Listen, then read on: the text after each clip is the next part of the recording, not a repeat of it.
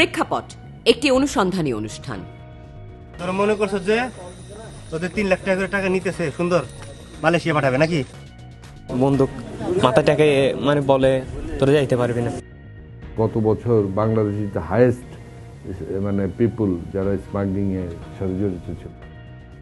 না এমনি বিষয়গুলো নাই এই জন্য আর কি, এই জন্য এখানে দেশে গুরু গুরু বসে থাকবো নাকি আর কাজ করবো না এখানে।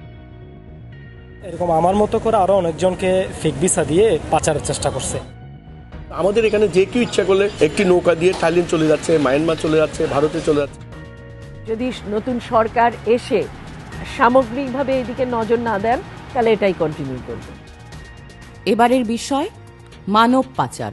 দেখবেন 24 জানুয়ারি শনিবার রাত 8টায় শুধুমাত্র নিউজ 24-এ।